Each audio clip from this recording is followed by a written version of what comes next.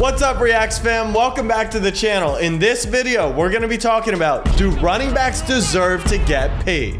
So recently, Josh Jacobs, Tony Pollard, and Saquon Barkley all got the franchise tag. They could not come to long-term deals with their teams.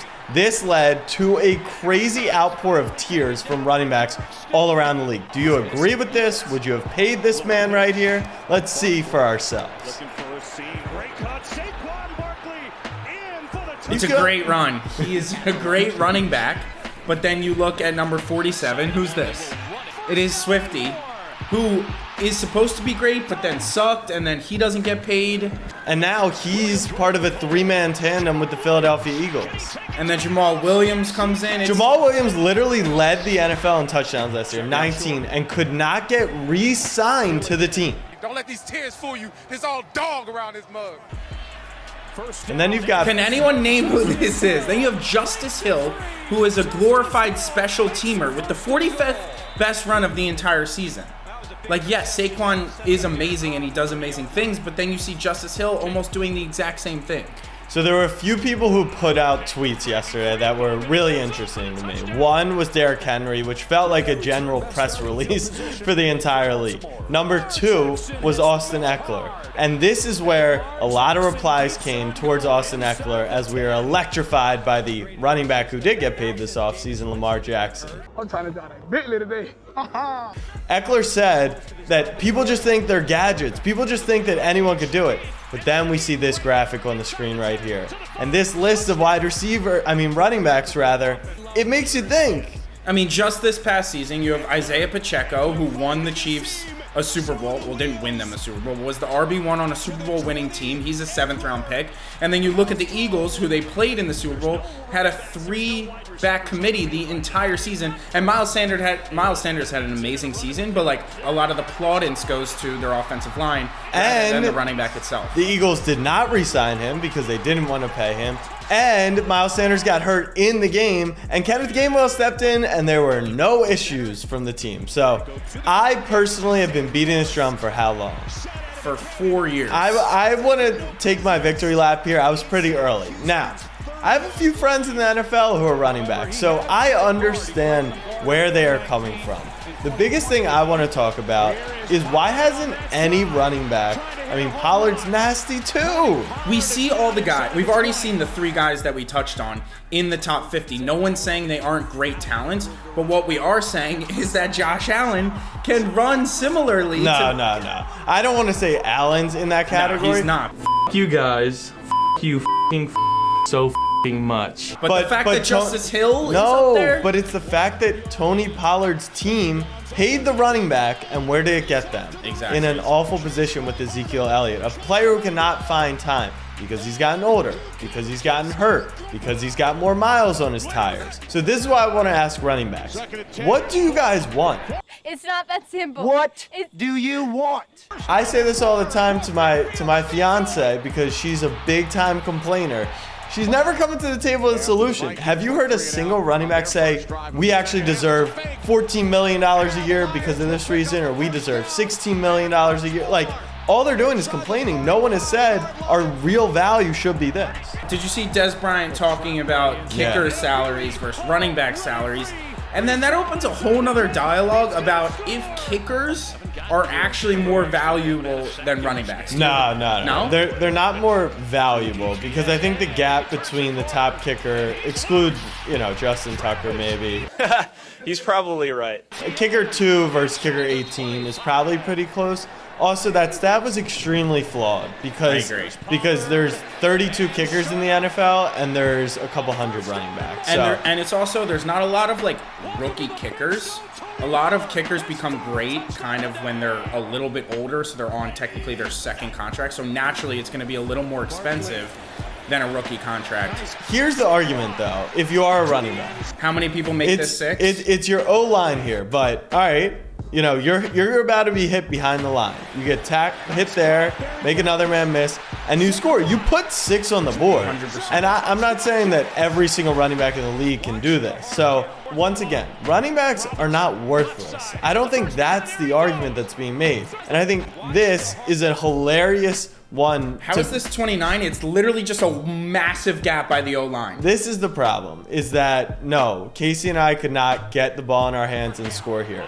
But any running back, no matter if they're being paid $14 million a year or $1 million a year, is likely going to score here. This is a touchdown for, if you want to be an NFL running back, this is a touchdown. I think most college running backs, this is a touchdown. Exactly. So we say all of this because I think it's very important to focus on one thing here. I do believe that the running backs are in a really, excuse my language, shitty position, because their value to actually winning football is probably lower than a lot of other positions. Therefore, their value in the market is going to be a lot lower. They are required to pass block. They are required to, run the ball. They are required to catch the ball. These 3-down backs are taking physical, and then they're touching the ball 200 times a year. So when they get older and you go to a contract negotiation, everyone's like, "Oh, you've been banged up. You have too many miles on your tires." It's like, well, because you ran me into the dirt. So I feel bad for them. I genuinely do. And it is why Deebo Samuel was so keen during his contract negotiations about saying, I'm a wide receiver first. I can be a running back second. So what can we do? That's my question. Do you have any ideas? I think the first thing is the days of being a first down or just a first and second down running back are completely out of the window. If you want to be paid and be great, you have to be a 3-down back. Yeah. You have to be CMC. Eckler almost isn't even a 3-down back because he's not good enough maybe to run. Yeah. Yeah. There's only so many true 3-down backs, and I think they're going to have to almost become Deebo Samuels, but better at running. But then it goes back to your point. Kyler's crazy. If you're a 3-down running back, how long is your lifespan? Yeah. I think I've seen a few things on the internet that are decent ideas to me. One being make NFL running back contracts just a couple years. So instead of being nervous that you're going to lock into a 4-year deal, I think the Giants would have been very happy to pay Saquon for 2 years, but he wanted that 4-year security, and they're not willing to commit to what year 3 and year 4 would be. So I like that. Number 2, do incentives. So if you're going to use your running back 200 times this season and break them down, you should be incentivized to do that. If you are extra good for your team, have added incentives or extra incentives.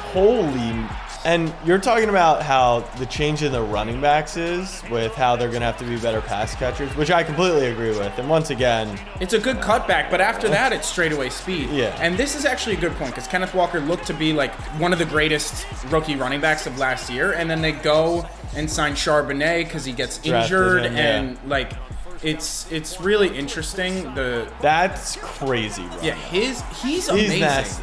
That's the thing. We don't want people to think that running backs don't matter and that they're not good. This is the first Nick Chubb highlight, and he's at 1,000 yards in 5 straight seasons. He's very, very good. He is tough to tackle. He makes winning plays for the Cleveland Browns. But if you pay him $14 million a year, he's probably a negative. Does he make enough winning plays before he's a positive? But what I was going to say is, this guy right here, Lamar Jackson, you're talking about the changing of running backs. I'm talking about the changing of quarterbacks.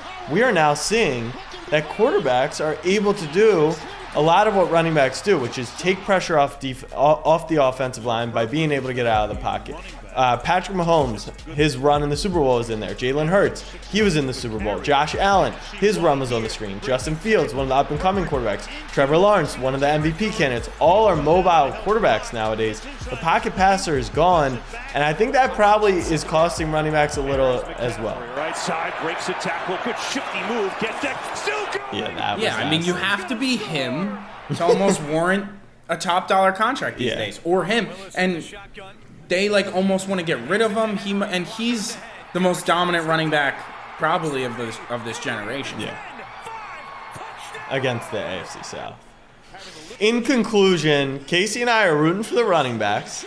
We just don't think they should be paid. But the NFL and the NFLPA should probably figure out something, or else any kid growing up is not going to want to be a running back. And then maybe you will become more valuable. Justin Fields, I might stamp it. I think he's a better runner than our boy Lamar. Like that. He's faster. But he's just as elusive. It's just not like those mini jukes, but those mini jukes get us a couple more This is yards. our first Dalvin highlight, and Yeah. he's also someone that has been talked about a lot because he's consistently been amazing. He's a little injury prone, but he's getting up there in age, and it's like, is it really worth it to pay him when He Alex got cut. Madison? He literally got cut. Yeah. I feel like I was more impressed with like 50 through 30. A lot of these are just long runs. I want to Yeah. see some beast mode action. There's Delvin Cook on first down, and Cook's got room. Delvin Cook takes off down the sideline. There he Tough. goes. It's a really tough argument. It's a good run, but I figured that we would have some better runs here.